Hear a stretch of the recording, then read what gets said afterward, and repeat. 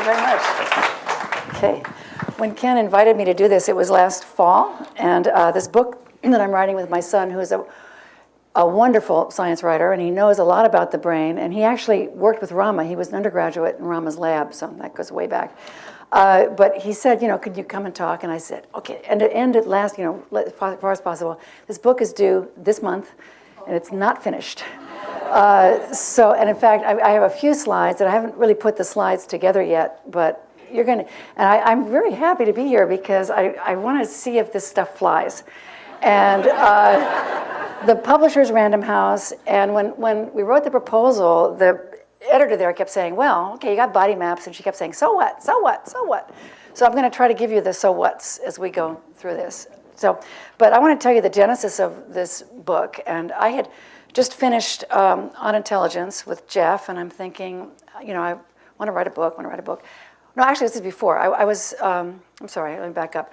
A few years ago, I was going to the neuroscience meeting, and it's Society for Neuroscience, and there's 35,000 neuroscientists that show up at this meeting. And they have row after row after row of posters. And one of the things you do at that meeting is you just cruise the posters, and your eyes glaze over pretty fast. But I was going down the posters one day, and this thing caught my eye, and it was called Multimodal Extinction in Peripersonal Space. I thought, ooh, what's that? And there's this guy, it's Italian, and it's Alessandro Farne, and he's gesticulating. And I said, what does that mean? And he said, well, there's this condition called neglect. And that's if you have a stroke in the right hemisphere, right parietal lobe, you will neglect the space on the left side of your body. You won't notice any objects there. You won't pay any attention to that space. And so he can manipulate that space and manipulate that neglect. And I thought, well, that's interesting, but what's peripersonal space? And he said, he says, put your arms out. He says, you map your body. And I'll get into this in a minute, but you map your body. You map your arms, you map your legs, you map every piece of your body and every motor act in these strips of cortex right here. But then he says, you also map the space around your body out to here. Every point in that space is mapped in your brain. It's kind of your action space. And when you use a tool, and I'll get into this later, your space extends out to the end of the tool.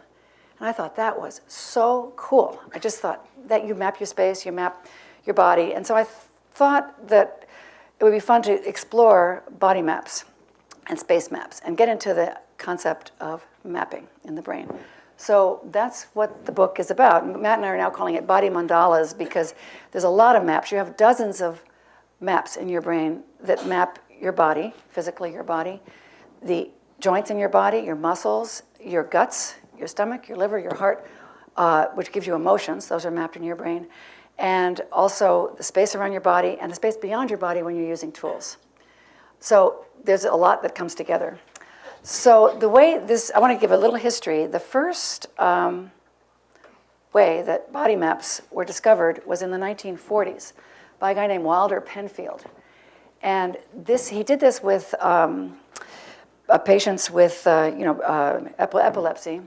And he pioneered this surgery where he cut a hole in the brain, he had a jiggly saw and then cut a big hole in it, exposed the brain, and this patient would lie on the table for about 10 hours, and he had this big electrode, and he would go in and he would zap the brain and say, do you feel me? Do you feel this now? Do you feel this now? Do you feel this now?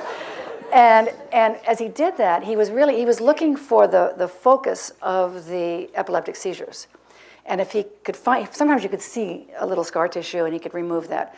But if he couldn't see anything wrong, if it was just this glistening exposed brain, he wanted to know what was wrong so he could cut it out.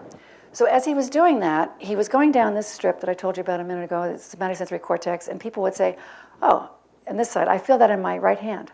Oh, I feel that in my leg. Oh, I feel that in my knee. I feel that in my lips. I feel that in my cheek. I feel that on the top of my head. And he mapped this whole half of the body right here, and this whole half of the body right there. And then you have this big fissure in your brain. You have a left and a right hemisphere, but you also have a front and a back, big fissure here. And behind this fissure is where your body map is, the somatosensory map, and in front of it is a motor map. So he's poking this electrode in, and people are going, they could feel motion. They would actually move a finger. So he found the finger map from movement. He found again, the entire body draped out. And the way he did this was really cool. He's going through there, and he's poking all these spots, and he puts Post-it notes down. And then so he finds that this whole map is there. So this is in your brain. You've got a body map, and you've got a motor map in your brain. But the interesting thing is that in terms of your skin, your touch receptors, you have different levels of acuity. So if the tip of your tongue has lots and lots of receptors. Your fingertips have lots and lots of receptors. But the small of your back has very few, or down here has very few. So if you look at the amount of information coming from these receptors going to the brain, you actually have a lot for your fingers and a lot for your lips. So this is called he playfully named this a homunculus. And this is your motor homunculus. This is you in your brain for your motor maps. Your representation in your brain for where you move your hands and where you move your lips and your tongue are very highly mapped. And I think this one is your somatosensory map.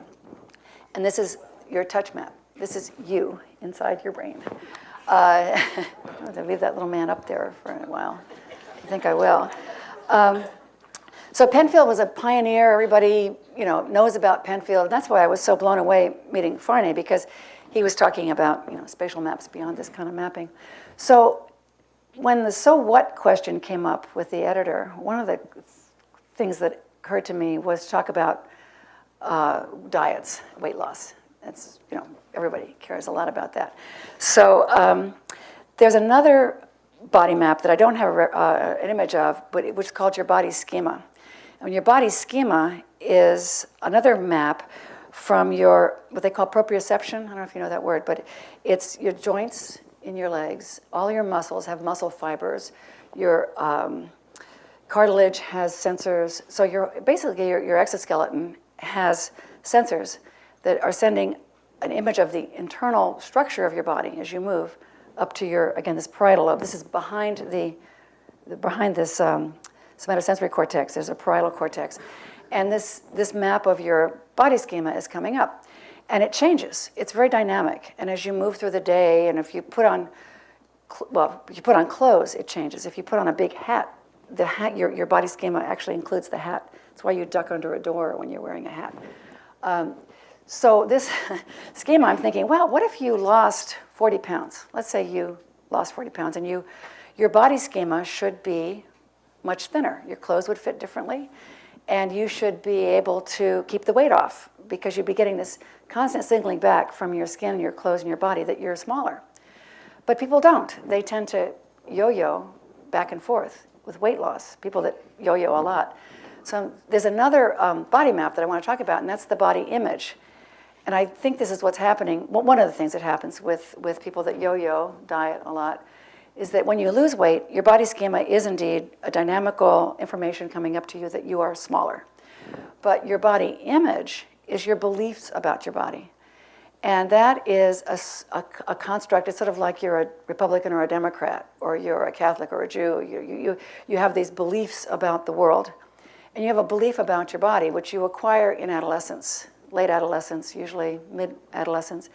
And people can think that they're ugly or beautiful, or they've got big ears, or they've got, you absorb a lot of attitudes and beliefs that are very, very, very difficult to change. And that body image, which drives people into plastic surgery, and it has a lot of consequences, is in conflict with your body schema when you lose weight. So the question is, what do you do about it? If you do lose a lot of weight, and your body image is telling you that this is not how you should be looking, and your body schema, you're ignoring your body schema, you're having these dueling body maps, I think there's two ways. And this is very early, and not a lot of research has been done on it, but some has. One way is to activate your vestibular system, and that's another mapping system I forgot to tell you about. The vestibular system is in your ears. It's kind of, you've got these little sensors in your ear for balance, and you map gravity with these, and you are. It's a major part of your body schema is this vestibular system, which they work on here at the Institute. They do a lot of work with vestibular processing.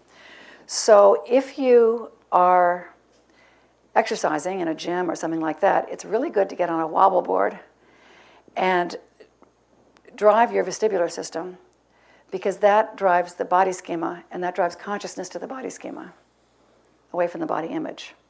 So, and then the other thing people can do is to get into what's called somatic psychology therapy, which works on the body states, because it's possible, and I'm not guaranteeing this, but it's possible that real attention to the body schema map could help change your body image. That's number one, why people should care. Then I wanted to, let's see, and I opened this chapter with Oprah because she does have that problem. So now I want to go back to the parietal lobe is back here. This is an area where all these streams of information come in. You're getting information from your from the space around your body and from your touch receptors. But I ran into this guy doing this research. I was calling people all over the world, and I found this little article in a very obscure journal about anorexia. And this guy was from East Germany. His name is Martin Grunwald. And he explained to me how he has this new treatment, it's based on body maps, for anorexia, which I also thought was interesting. What he did, back when he was sort of a graduate student behind the wall in Berlin, East Germany rather, he was studying the way you can turn touch into vision. You do all these transformations all the time. You hear a sound and you see something, and you're multimodal in your brain all the time with your sensory apparatus. So he was interested in how you could touch things and then draw them. So he made this little board with these little circles and squares and squiggles on them. Later on, I'll have this image for people. And then he had people come into the lab, and he said, just close your eyes, run your finger over the images, or they were sunken figures, and then open your eyes and draw it. It's pretty simple. There'd be a circle, close your eyes, feel it, draw it. A little squiggle, a little snake, open your eyes, draw it. And he had a dozen subjects, and 11 of them did beautifully, but one person couldn't do it at all. She just flunked. She couldn't transform it. And then when the experiment was over, he was trying to find out more about her. He called her up and he said, would you come back in? And she said, no, I refuse. I'm not coming back in. No way. So then he didn't know what was going on. So he had his lab assistant go through the lab books to see what was up with her. And the lab assistant said, oh, I remember her. She was very, very, very thin. And she had sort of a gray, downy hair on her body. And she was grayish. And so then he runs to the books, and that is sort of a diagnostic of anorexia. Anorexics have this downy gray skin, and they're incredibly skinny, and so on. So years passed, and he went to West Germany, and he decided to repeat the experiment with real anorexics. He recruited a dozen or so anorexics. He brought them into the lab, made the same thing. Every one of them failed.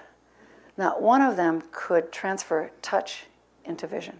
Now, this is interesting because when anorexics, if you give them calipers to measure the size of their arm, and their arm is like this little stick arm, it'll be like this wide, and they'll look in the mirror and they'll go like that. They'll say, my arm is really grossly fat. They're not making it up.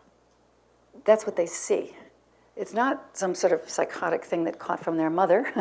They see this really big, distorted, fat body. So then you have to ask yourself, well, what's going on? And what it is, what he thinks it is it's a parietal lobe dysfunction. It's right parietal, which has got something he doesn't quite know what it is yet, but it's a little bit messed up. And it starts, in adolescence, but that makes perfect sense in terms of the maturation of the parietal lobe. So then he was sort of thinking what to do next, and he had this friend. It's such a funky story. He had a friend who was into S&M. And he said, when we do S&M, we get in these rubber suits, and we really have a good time. And he says, you should, it increases your sensory awareness to be in this tight bodysuit. So he says, oh, okay. So he went out, and he bought a diving suit, a tight neoprene suit. And he got one of the women to come in, and he said, would you mind wearing this?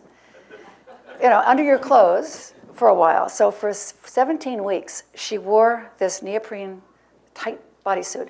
And the reason for this is that it squeezed her body, and it changed her parietal lobe.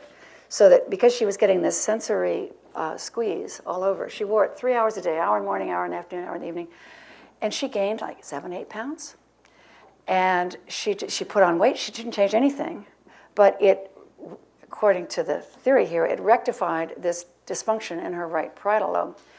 Because, and I don't know whether she began to see herself as normal weight, but anyway, she gained weight. Then it got hot, so she stopped wearing it for the summer. And then he brought her back in the lab in October to start wearing it again, and he did these tests on her, and she had lost the weight again. She had just taken it off. This was not some sort of permanent cure. And then he said, well, okay, put it back on, and she said, no, I'm going to, she was an art student. She said, I'm going to Paris. I'm out of here. And she stole the cat suit. She took it with her to Paris. This just happened in October. So she took it with her. So poor Martin is sitting there in West Germany trying to figure out what to do next. He wants to run this study. And he has to run it, obviously, with hundreds of people. But it's another sort of so what for anorexia. And that's another little chapter. I got to move faster. Okay. I want to talk about athletics and why these body maps make a difference for weekend warriors. When you see an action, they talk in sports. I've been lurking on a sports psychology website. These guys don't know anything. They really don't know anything about the brain. But they keep talking about, hypnosis, visual imagery, but they mix it all up, and they're quite confused. But there is one kind of imagery that actually does change your motor maps, and that's motor imagery. So if you're a skier, you just close your eyes and you imagine all of the wind in your face and making the turns, or any sport, tennis, basketball, and I'll tell you why it works. The one sort of thing that you can do if you're an amateur player of any sport, even golf, is to do a full motor imagery, which means that you imagine your muscles moving, you imagine the air in your face, you imagine the smells, you imagine immersing your body in the motor act. And the reason they know this works is this incredibly cool experiment that was done at Harvard by a guy named Alvaro Pascual Leone, who's from Spain. And Alvaro is just brilliant. And there's another technique called TMS, and this is a technique that I told you that these motor maps are out here. You've got motor maps up here. You can put a little magnet up here, and you can zap. I could zap my finger map, and you could put a little sensor over this, and I can map my entire body with this magnet. All of your motor movements. And it's a tool that they use in neuroscience. So you can actually tell where the fingers are, and you can tell where the hand is, and where the muscles are by using this tool. So he brought these people into the lab, and he had them do piano movements. I think it was with one hand. And they go da da da da da da da da da da da da da. And he had them practice 2 hours a day with this set of finger movements on a keyboard. And he mapped their finger maps in the brain, and they got bigger. Whenever you acquire a new skill, these motor maps do increase in size, and they go through other transformations later, but when you learn any new skill, the motor maps actually increase. And then he brought another group in, and he said, imagine that you're moving. He taught them the finger movements. He says, don't move your hand, just keep it completely still on the keyboard, and imagine you're going like that. And he did it for 2 hours a day for 5 days a week. The same brain changes happened. They didn't move a muscle. They only imagined it with motor imagery, and it changed their motor maps. This is being used now. There's 2 people that are doing this with stroke rehabilitation right now, which is really cool. They're having people just imagining moving this arm that's semi-paralyzed, and that's bringing back function. I mean, you can't imagine full function, but there are other tools that you can use. And you can use this mirror box, which Rama invented. You can take your good arm in here, and you put your bad arm over here, and you move your good arm around, and you see this mirror, and you think your bad arm is moving, and that remaps your brain too. So this is all motor rehabilitation, and weekend warriors will benefit from knowing about motor maps. And then, I'm not going to actually talk about phantoms, but Rama figured out phantoms. And this is when you have a stroke And there is, I guess we'll use the pointer. You have damage to your motor cortex, or somatosensory, to your somatosensory cortex. This area is gone. You see that this whole part is gone. There's your arm, it's gone. You get this blank part. And what happens is you get filling in, and your phantom pops out of this area of your brain. And I think I have one other, no, I'll skip the next one. I don't want to get into phantoms because you could read phantoms in the brain. It's all in there. But I do want to get into abnormal plasticity. What happens with phantoms is that you have plasticity. What plasticity is, well, there's normal plasticity and abnormal plasticity. And plasticity just means your brain's connecting all the time. You learn a new skill, new connections grow together to support that skill. And you have a plasticity wildly when you're an infant and a young child, where your brain is wiring up. And then you have plasticity for the rest of your adult life. When you lose a limb, the plasticity, you get abnormal plasticity, you get filling in, connections move in, and then you get this sense of a phantom. And you get this, you can actually map the phantom on the face, because the face is next to the arm. That might not be that clear, but it's in that book. But I wanted to get into yips. I don't know how many golfers are here, but I'm trying to convince Anil to do a yips experiment. Yips is a frozen body map. So if you overlearn something, if you do something over and over and over and over again, like play the guitar, writer's cramp, musician's cramp, are what's called dystonias. And what they are is that, well, let's take musician's cramp. Normally you have 5 fingers flying up and down the fret. But number of musicians, it's not uncommon. Suddenly they're missing the key, they're missing the string, and it's because these 2 fingers, they can move them independently down here. They can write, they can wave, they can do everything with their fingers. They can even play the piano. They can play other instruments, but if they're guitar players, they can't play the guitar. And if you look in their brain, it's because of the over-practice, these fingers, other fingers, become fused. The map is fused in the brain, and you have to unfuse the map. And there is a technique to do this. There's a guy in Germany, again, he splints the fingers and he defuses the map. Yips is this golf condition, and people are going like this, and they miss the putt.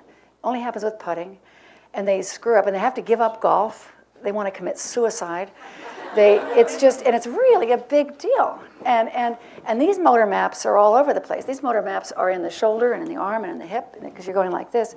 So there is a way to treat this, and I think maybe this institute could solve this problem. There's a technique that they're working with, and it's this tongue device. Maybe you've heard about it, where it's a sensory substitution device, and you can put little little rasters on the tongue, and you tickle the tongue. And Anil was saying that he thinks that he could wire up the golf club so that you would have the swing coming onto your tongue, which could rectify the body map. I know it will work. It will, because I've talked to the inventor of the whole thing, and we all think it'll work. We just need to put the people together. But you could use, and you can also use this vestibular thing for aging. My mother is 88, and she just fell the other day, and she had a terrible face plant. And when you get older, you lose your balance, you lose your vestibular cortex decays, so that you can use these vestibular signals to rectify these brain maps. You can use vibrating insoles, actually, to rectify the brain maps. You can take an 80-year-old that's going like this, put vibrating insoles on the bottom of their feet, and they can stand completely still. It's really cool. So that's yips. And I got to keep moving because I have so much to talk about. So I want to get to these space maps now. A friend of mine named Margaret Wertheim wrote a book called The Pearly Gates of Cyberspace, and it's book about the history of space in the last 2,000 years. How physicists from Aristotle up through Dante, through the modern age of understanding of space. And she said that she was giving a talk one day, and this person stands up and says, "There's a tribe in Namibia, and they believe that you have space attached to your body. You're born with the space around your body, and therefore they're never alone. You in the West, you feel like you're atoms in space, but these people feel never alone, and they feel infinite pity for you." So I thought this was so incredible when I heard this story, because I thought, here's a culture that not only just intuits this space, because we all do. You all know it's there. It's your personal space. And you say, stay out of my space. But it's not a metaphor. It's mapped in your brain. And there are cells that are dedicated to it. And I can tell you a lot about the neurobiology of it. But here's a culture, they're called the Himba. And they live in northern Namibia, and they're really cool. I've been talking to a lot of anthropologists in Namibia trying to find the word for this mapping. But I think, a lot of people I've talked to think that this cultures have different ways of expressing their sensory understanding of the world. There are cultures that are very auditory. If you live in a jungle and hunt birds, you're going to be very auditory. There are cultures that are very olfactory. They pay attention to smells. We're very visual, incredibly visual in Western societies. But there's other cultures that are proprioceptive. There's one in, I shouldn't get into this in this talk, but there's some in West Africa that are into proprioception and dance. They have like 40 words for proprioception in their language. But the Himba have space. So this gets really wacky. I'm going to apologize right now. But I thought, space. Maybe auras are real. Because people talk about auras a lot. And I thought, well, maybe like the anorexics, they're not making it up. And then I found a guy in University College London, hardcore neuroscientist, had this paper about auras being real. His name is Jamie Ward, if you want to look him up. And Jamie studies synesthesia, which is basically cross-wiring in the brain. I don't know how anybody here is synesthete you know of? Synesthesia is not that uncommon, but little kids have it and they see a letter A and it's yellow, or a 5 will be red, or they'll hear a color, or they'll taste a shape. And they have cross-wiring in their brain. It's perfectly normal. I mean, they grow up, instead of having their senses as seemingly separate as most of us experience, they have this little bit of cross-wiring. Well, Jamie found this woman who sees colored auras around people, and he tested her, and he put her in a scanner, and he did all this stuff, and she's got synesthesia with her parietal space and her color area in her brain. She really sees colored auras. So it just struck me as being very interesting, because people that see auras, they're crazy. I mean, they have all this, these cosmologies to explain it. You know, they go on astral planes, and and I'm not belittling them, but they have to kind of come up with some explanation, and some of them are pretty wacky.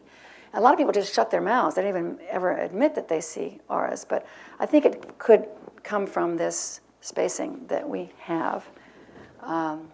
Oh yeah, I know, I was going to do more slides. I didn't want that. See, when I was thinking about peripersonal space, I pulled these little images up because I think probably these Asian cultures intuited this too. Super athletes. I wanted to talk about Bill Bradley and people like that, and Ronaldinho, the new soccer player, that the Brazilian guy that's playing for Spain. These guys, these super athletes, have an enormously gifted sense of space.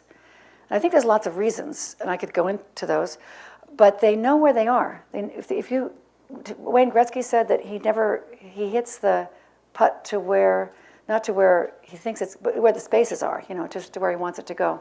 Bill Bradley, as a basketball player, could just, have his back to the net, just throw it over and get it in. I mean, he knew where he was, and his sense of where he was, and his sense of his space. So there's another new finding in neuro. These are all very new findings. All this neuroscience is, except for the Penfield stuff, is less than 10 years old. And one thing I'm going to tell you about right now is about 10 months old. You have place cells. So when you're in this room, you're mapping the space.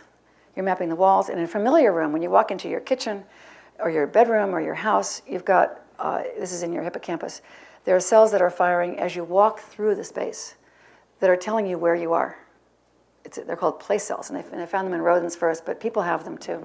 And they found them in people. There's another mapping called grid cells, which are just upstream from the place cells. And grid cells means that your brain right now has an invisible grid of the entire world. You don't see it as a grid. It's actually like a honeycomb. They're tessellation patterns. They're these honeycomb type patterns. And your brain has got all the space out in front of you mapped. And it's nothing you really see, but as you move from space to space, these different cells are firing as you move from here to here to here, They're mapping your space, your position in space. And it's possible that these really great athletes have an especially gifted parietal lobe, or it's called entorhinal cortex, which would give them this incredible sense of where they are in space. They know where the other players are. These soccer players, they have years and years of practice, and they have other gifts, but they also have this incredible spatial sense. And so I think that would play into that. So, and then also in peripersonal space, blended space, I want to get into dancers who use this space, martial artists. If you do Tai Chi or if you do any of these martial arts, you're using that space very deliberately. Horseback riders.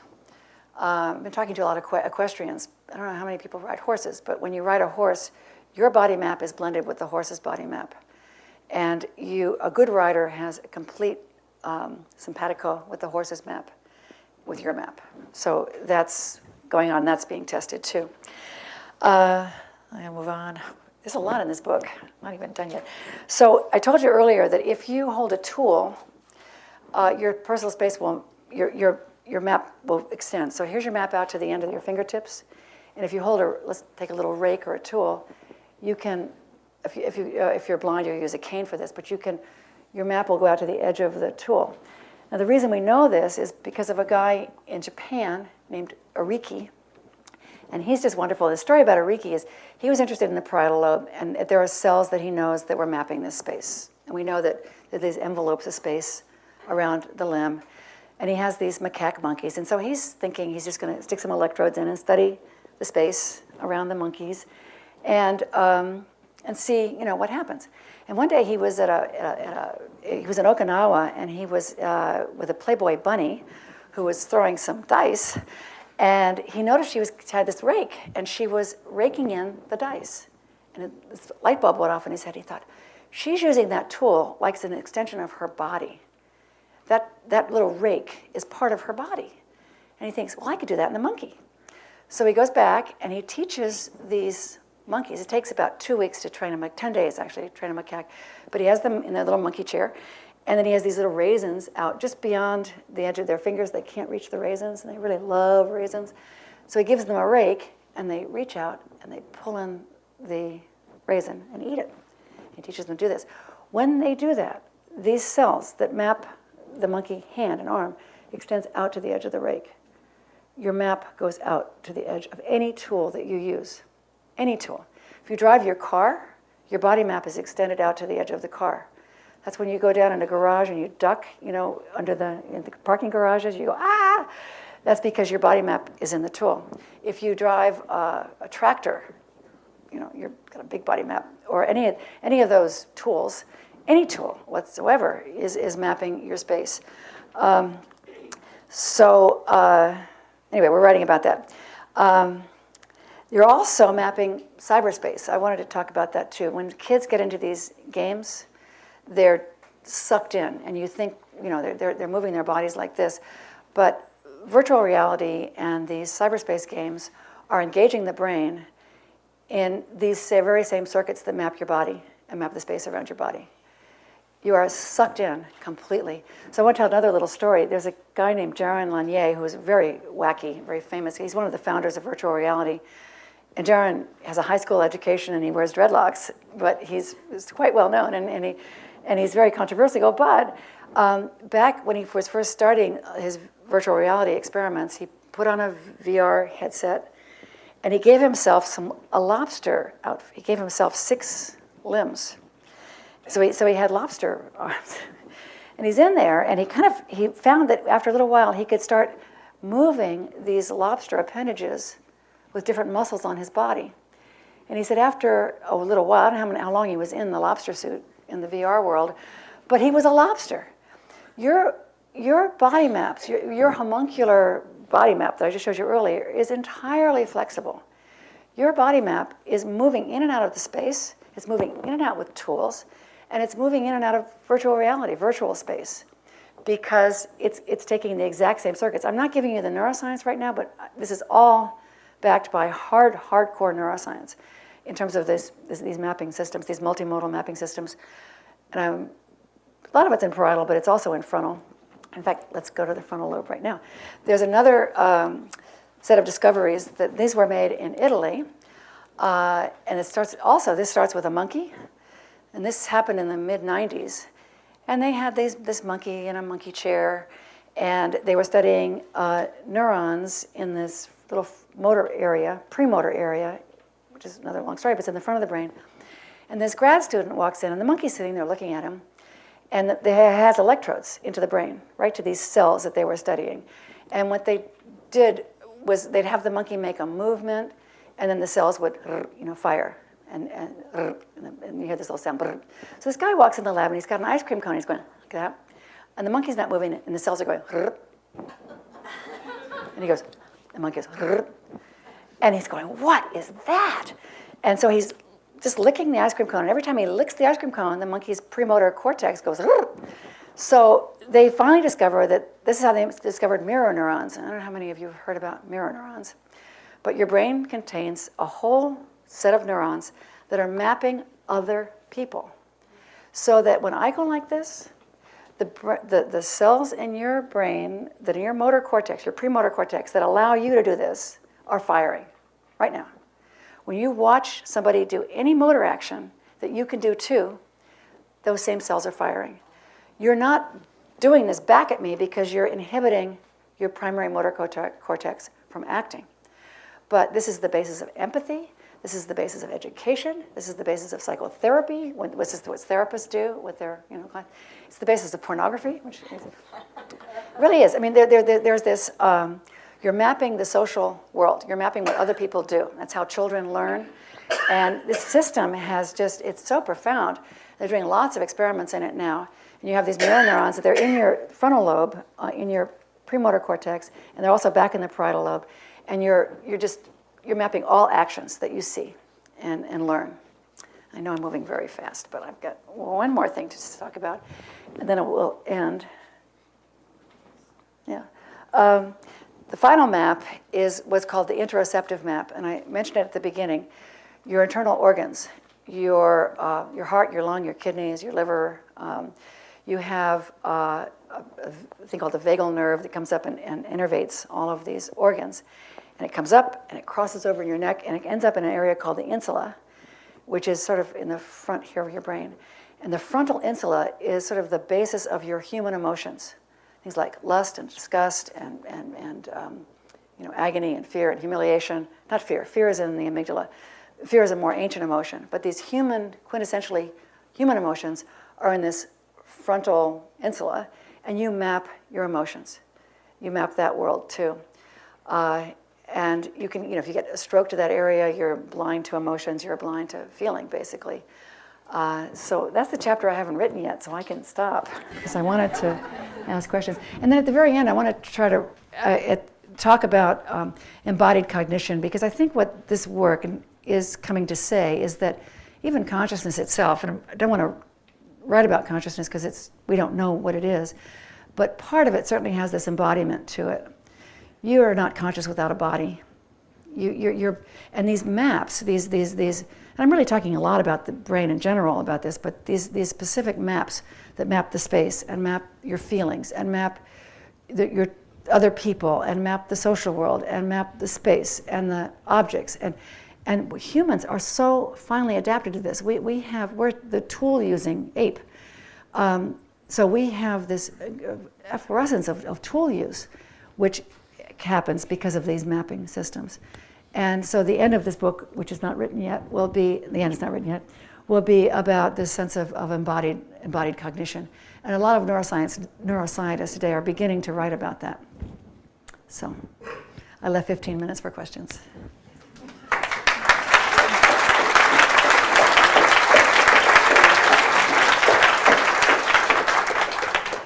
Down here. How long does this reprogramming take? For example, if you have a limb amputated, sometimes people never adjust to that. Right. Phantoms can last forever. Question, back to the starting question. To reprogram yourself, as you say you can do, How long does that take? It depends. This plasticity, this adult plasticity, oh, maybe I forgot to put 2 images. Oh, I forgot all about out-of-body experiences. Let me just say one thing. Okay, there's one other guy, and I'll come back to your question. This actually was in a scientific article, this woman. So this guy is he's in Switzerland, and he was doing the same surgery that Penfield was doing. He had the open brain. He's looking for the focus of an epileptic seizure person. And he's got her on the table. She's lying there, and he touches her angular gyrus, which is this little area which is in between the parietal lobe and the temporal lobe, and it's this little tiny area. And she goes, "Ah, I'm on the ceiling!" And she's looking down, and he by touching this part of her brain, he flew her up to the ceiling. And then he turned off the electrode, and she's back in her body. He's going, "Holy cow!" So he does it again, and she's back up on the ceiling, and she's floating down, looking at herself, and she's describing everything in the room. And then he turns the current off, and then he tries to trick her by pretending that he's turning the current on, and she doesn't move. So you can't do it through the skull. Someday maybe, but right now you can't do it with TMS or through the skull. But if your angular gyrus is hit with an electrode, you will be on the ceiling. So out-of-body experiences are real, and they're not. And so I went online, and I'm going out-of-body experiences, and there's huge things, near-death experiences, a huge amount of people, they're going through the tunnel of light, and they're having all these things. But part of it is that their parietal lobe is in a state of shock, and this, particularly the angular gyrus. And it could happen for any number of reasons, but you will float out of your body. Then he had her, they were just fooling around with her when she was there, and she was having limb shortening. I mean, her arms, when they zap another part, her limbs would shorten and lengthen. Her legs flew up in her face at one point, and then they turn the current off, and she goes back to normal. So that's another whole thing about out-of-body experiences and how that's mapped. But back to your question, plasticity, normal plasticity happens slowly in the adult brain, and when you lose a limb, then you get this abnormal plasticity comes in, and you get the phantom. And the phantom can be there for the rest of your life.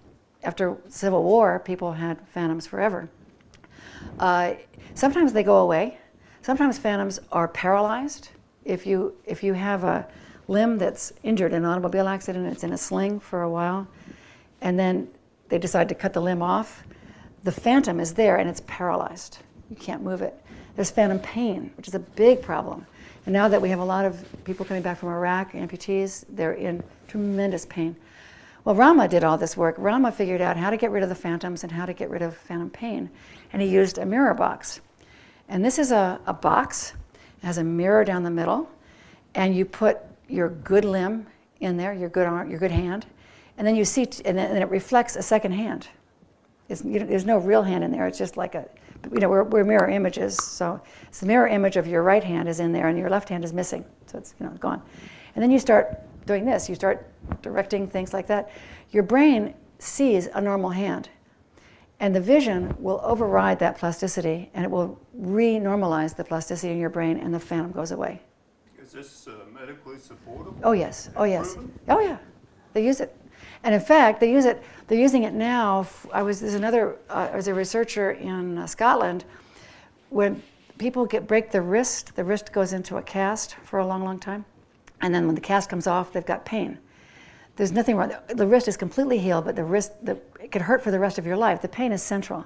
Pain's up here in your brain, centrally mediated pain. It's not peripherally pain. You put the good hand in the mirror box, the bad hand underneath it so they can't see it, have them do that, pain's gone. Pain goes away pretty short. No, it works. I mean, they use this. I can send you the references. I like them. Okay, you're skeptical. Send me an email and I'll send that to you. Yeah.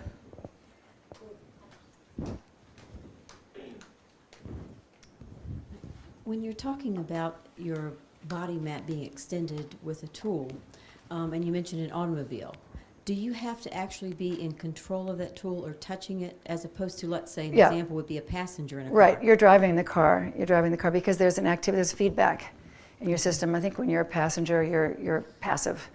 But there's feedback to these maps. Everything in biology has feedback. And so you're getting feedback from the bottom of the road, from the wheel, And so you have this sense. Now, it's not you have a sense of your body map extending out, but it probably is, including the entire car. So if you're driving an SUV versus a Miata, you have a different extension of body map. Right. Has And any that's research been done on whether it's possible as a passenger to have that same feeling if you're very aware of what's going on? You might. I don't know.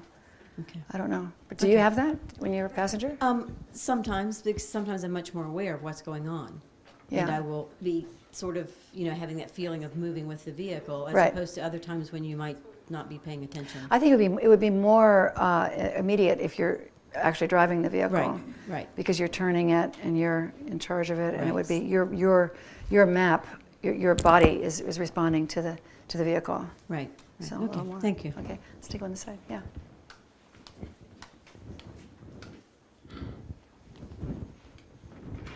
You said that as you go through your day, you map whatever you see and the movements of other people and whatever's going on out there, you're mapping those movements and you're sort of copying them in your parietal lobe. Well, What it's in the goes front. on when you're reading? When you're just looking at words on a page and you're lost in that, you're having very lifelike experiences, but you're not really seeing Right. the reality of other people. or Right. other I've talked to things the moving. mirror neuron experts, and one of my favorites is a guy named Marco Iacoboni. And these guys, these are Italians, they're really wonderful. He says that he thinks that when you're reading and you're absorbed in that reading, that's activating your mirror neuron system. He thinks it's being tapped. Same thing Yeah. goes on. Yeah, same thing. That's a guess, but he thinks it is. And they can probably test it one of these days by just having somebody read in a scanner and get completely absorbed in text, and then you should have the mirror neuron system light up. Because you can map it. Yeah, back here. I have 3 questions, but I'll just ask 2. I was watching the Belmont Stakes the other day with equestrian, and before you mentioned horses, I was thinking about what she said about how you're on a horse, and if you're jumping especially, is where you're looking. That's where the horse is going. So I'm wondering, it's easy to sort of explain or think when you're in terms of a car, but this is something with free will. How is that? Well, it's still, but you have free will and the horse has free will, both of you. And I think I'm calling this blended peripersonal space. Your space is blended with that animal. I'm not a horse rider, but my friends who really ride, if you learn to ride late, you never are seated on the horse the same way. Well, I mean, never, but if you learn to ride young, or any sport, if you learn tennis when you're young, you're much better at it. But if you learn to ride that way, they say that you and the horse are just completely in sync with your bodies, and you know where the horse's body is, and the horse knows where you are. The horse just doesn't have this little monkey on its back. It has, because you're balanced on the horse, and the horse is balanced on you. I mean, you're in this state of these mappings, because animals like that, and horses get very shy if you come up to them, if you get into their personal space, because they're prey animals and they spook pretty easily, but they're mapping their space out into their flank and things like that. So the good riders will talk about that mystical experience of being one with the horse. It's just sort of interesting to think about the communication that goes on, because it's easy to turn Absolutely. your car. But, Absolutely, with and horses. the other question was about anorexia and the parietal lobe and the dysfunction. What's the status of the pharmaceutical industry? Is there drugs that could actually change the chemistry in the brain? Well, no, not this. This you'd have to use plasticity to change it. You can change one of the beliefs in about the brain, which lasted for many years, was that the adult brain doesn't change. You grow up and you reach about 21, and then your brain is set. And the reason they believe that is that when you do have a stroke, you would get this damage and you wouldn't recover.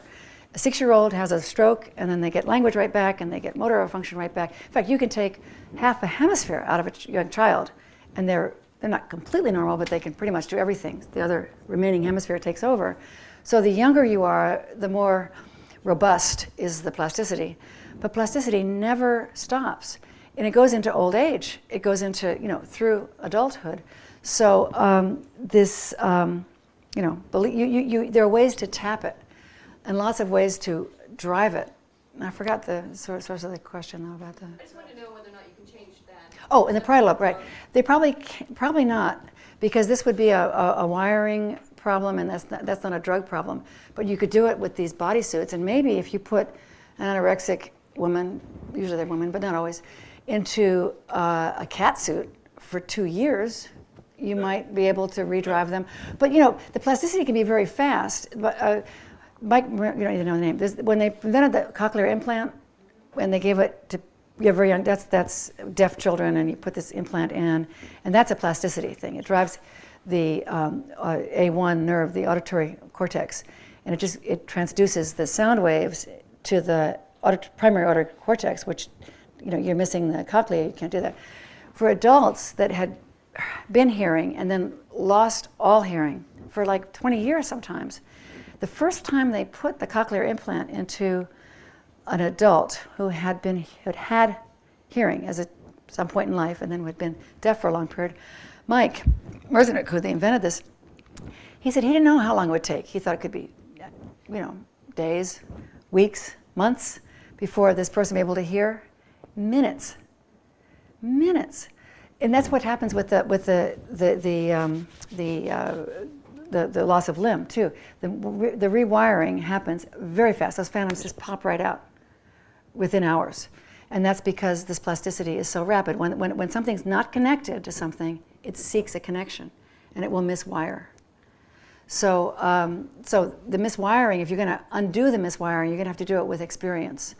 They call it experience-dependent plasticity. And there's different, a lot of ways that you could come in and perturb the system. But I think if this turns out to be the answer to anorexia, you'd have to do it with exercises or with body states, or you can't do it with surgery. And drugs, nothing works for anorexia yet. We have time for a couple more questions. Okay, we kept up in the back there. Okay, way in the back. Sorry, and then I'll do you. Can you project that this research might lead to treatment of disease? What kind of disease are you thinking?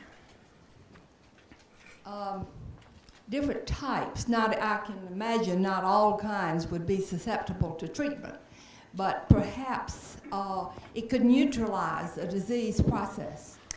I don't know. Everything I've been talking about right now is, pretty much healthy, normal bodies with their healthy, normal mapping. And I talked about abnormal wiring, abnormal, frozen body maps. But disease states tend to be biochemical.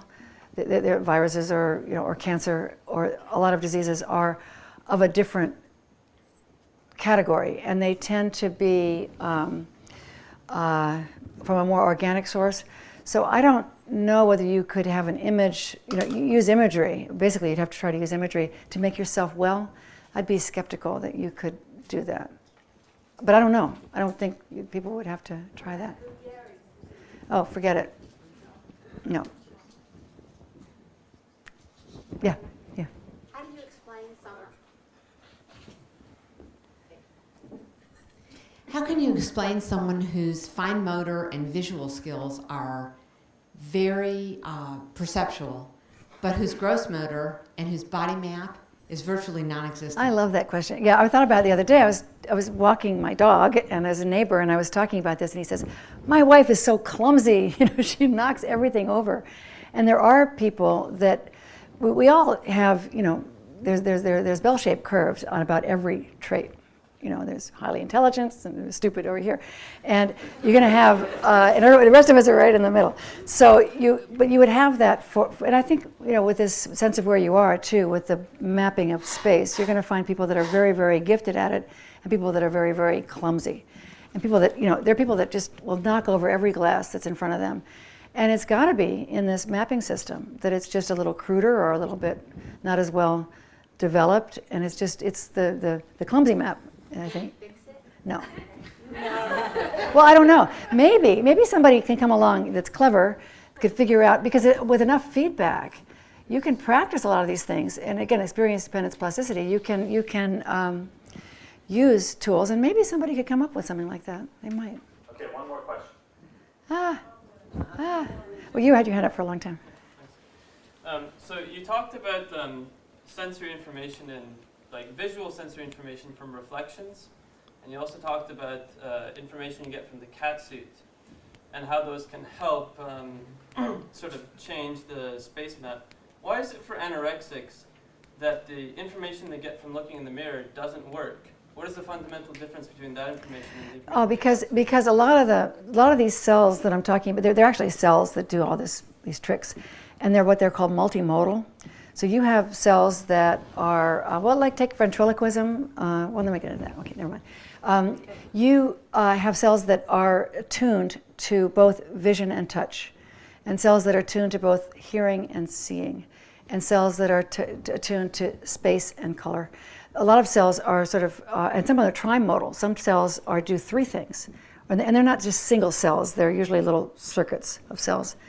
And if you have, and this is somewhat hypothetical at this point, but for the anorexia case, if you had an abnormality between the bimodal touch vision cells, which have been mapped in cats and in monkeys and in rodents, and in humans, but in a crude kind of way, not as well. But if you did have an abnormality, which would be, and this guy, Martin, thinks that one of the reasons would be that if you didn't get enough touch as a child, because, infants will not thrive if they're not touched.